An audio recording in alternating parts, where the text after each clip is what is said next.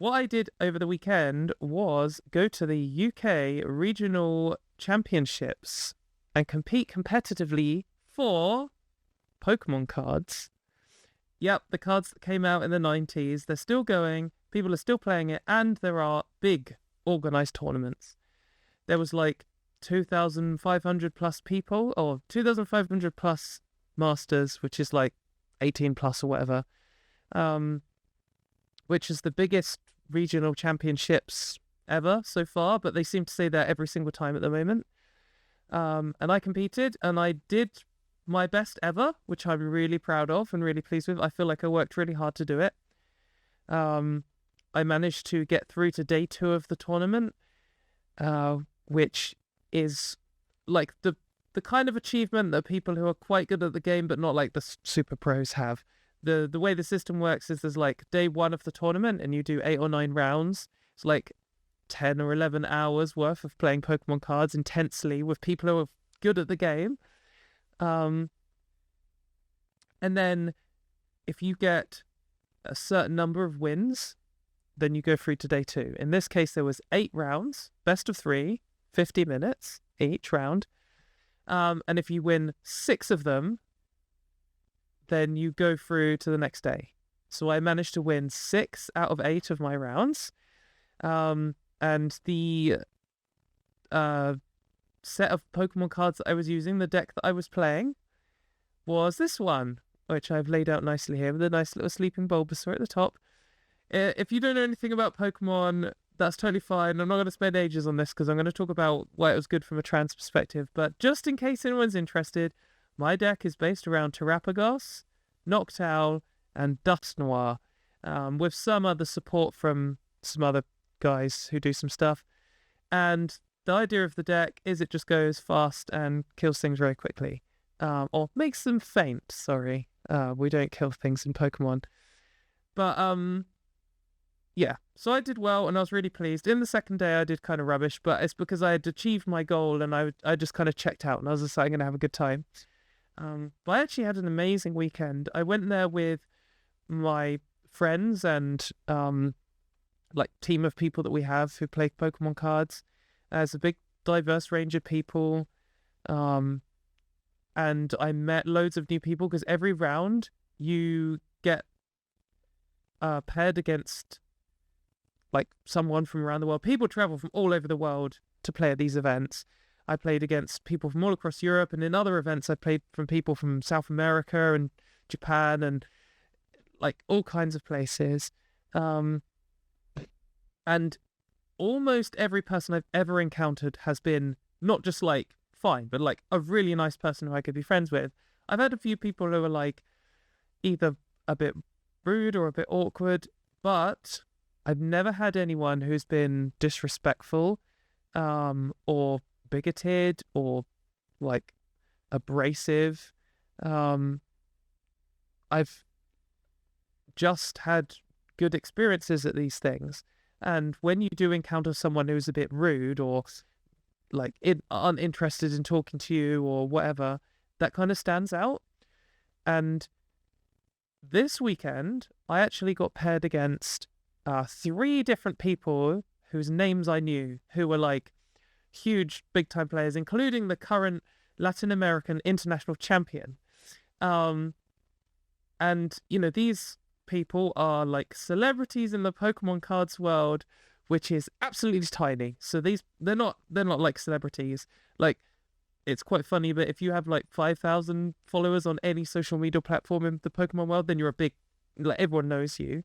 So it's a small little community, but it's still fully international.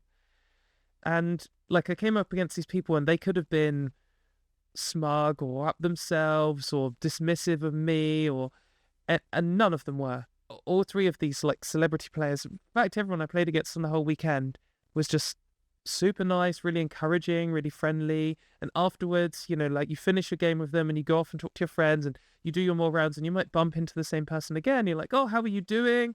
And, you know, they're interested in how I'm doing. And yeah, it's just such a great and supportive environment. It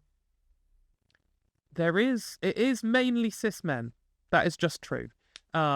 to the point where when you go to the toilet in between rounds, there is often a queue for the men's bathroom and no queue for the ladies, which, you know, it's good to not have to queue. But there are a lot more women at these events than I was worried there would be. Because sometimes when you read about other card games like Magic the Gathering or Yu-Gi-Oh, it can be a bit like all men. And there are other like LGBT people. In fact, I might have mentioned this before on this channel, but for a while recently, they had like the North American international champion for Pokemon cards, and then also for Yu-Gi-Oh cards were both trans people at the same time, which was it's pretty cool. But yeah, it's just an overall very supportive and welcoming environment, and I had a really good time just going away and forgetting about the world and not having any bad interactions with people. And yeah, it was just great. And what it has done is given me the energy to face the news again and to, you know, see what is happening with all the American Trump stuff, but also see what's happening in the UK and various other places. So I would just like to strongly recommend that, one, you try and get this balance between work life and horror. And two, if you don't have a hobby or you're looking for a new one, or you already like Pokemon cards is a fun hobby, and you can send me messages about it on Blue Sky because I love it, and it's just, you get like pretty pictures of cool little cute monsters, and then you meet nice people, and you just play games all day. It's just fun. I do actually wonder, I feel like trans people are overrepresented in not just Pokemon cards, but all of the card games. I don't really know what that is. I wonder if I'm a stereotype. But there does seem to be more than 1% or 0.5% or even 2% of people are trans. Just seem to bump into more trans people at Pokemon events than anything else. It'd be interesting to know what your hobbies are. In fact, what I would love to know in the comments, not just for me and not just for algorithm engagement, though obviously it would help that, so I'm not going to try and pretend otherwise. What are your fun hobbies that are nothing to do with the horror or work? Because there probably are people who are watching who don't really have any hobbies, or maybe don't have friends to go and do these hobbies with, and would like to know if your hobby is the kind of thing where you can turn up and make friends. Like Pokemon cards is perfect for that. Like when I first went, I went on my own, and I went with not very good cards, and it was super welcoming, and yeah, it was great. So if your hobby is also like that, then please let me know, and let other people know who are scrolling past. But also maybe if your hobby's like, maybe if you like going on long distance walks in the mountains on your own and you come back feeling refreshed, let us know about that one too, because not everyone likes to go and talk to randoms all the time. I just happen to love doing that, but yeah.